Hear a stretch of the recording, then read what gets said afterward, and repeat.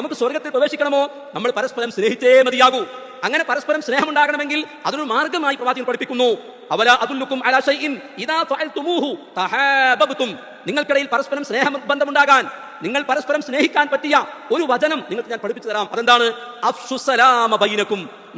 നിങ്ങൾക്കിടയിലെ സലാമിനെ വ്യാപിപ്പിക്കുക, സലാമിനെ നിങ്ങൾ പരത്തുക, പ്രചരിപ്പിക്കുക. ഒരു പിശുക്കും കാണിക്കാൻ പാടില്ല സഹോദരന്മാരെ. പലപ്പോഴും സലാം പറയുന്ന വിഷയത്തിൽ പിശുക്ക് കാണിക്കുന്ന ആളുകളെ കാണാൻ സാധിക്കും. അയൽവാസിയെ കാണുമ്പോൾ, സ്വന്തം സഹോദരനെ കാണുമ്പോൾ, ഭാര്യയെ കാണുമ്പോൾ, ഭർത്താവിനെ കാണുമ്പോൾ, മക്കളെ കാണുമ്പോൾ, വീട്ടിലേക്ക് പ്രവേശിക്കുമ്പോൾ മൗനം വീക്ഷിക്കുന്നവരെ കാണാൻ സാധിക്കും. ഇന്ന് സോഷ്യൽ മീഡിയയുടെ കാലമാണല്ലോ, എല്ലാവരുടെ കയ്യിലും മൊബൈൽ ഫോണാണ്. അങ്ങനെ സംസാരിച്ചുകൊണ്ടാണ് വീട്ടിലേക്ക് പ്രവേശിക്കുന്നത്. പാടില്ല സഹോദരന്മാരെ.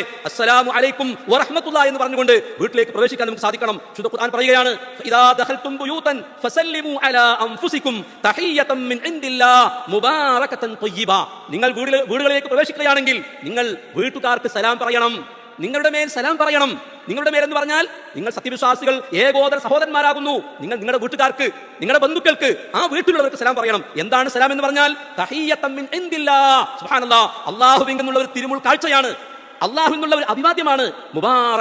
മുബാറകതൻ അനുഗ്രഹീതമായ വചനമാകുന്നു. ത്വയ്യിബ വിശിഷ്ടമായ വചനമാകുന്നു. സഹോദരന്മാരെ, ഈ സലാമിനെ, അതിന്റെ മഹത്വത്തെ ഉൾക്കൊണ്ടുകൊണ്ട്, അത് കൃത്യമായി മനസ്സിലാക്കിക്കൊണ്ട് അത് പ്രചരിപ്പിക്കാൻ, ഒരു പിശുക്കും കാണിക്കാതെ പരസ്പരം സലാം പറയാൻ നമുക്ക് സാധിക്കണം.